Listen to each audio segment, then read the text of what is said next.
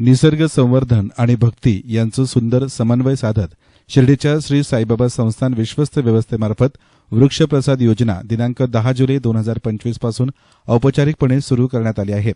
या योजनेअंतर्गत इच्छुक साईभक्तांना प्रसाद स्वरूप निंबवृक्षाची रोपं वितरित केली जात आहेत। सह्याद्री देवराईचे अध्यक्ष आणि प्रसिद्ध अभिनेते सयाजी शिंदे यांच्या संकल्पनेतून साकार झालेल्या या उपक्रमाचं स्वागत महाराष्ट्रातील विविध प्रमुख मंदिरे करीत असून श्री साईबाबा संस्थान शिर्डीनेही यासाठी पुढाकार घेतलाय। साई सत चरित्रात उल्लेख केल्यानुसार श्री साईबाबांनी निंबवृक्षाला अत्यंत पवित्र स्थान मानलं असून या निंबवृक्षाखाली माझ्या गुरूंचं स्थान आहे असं त्यांनी सांगितलं होतं।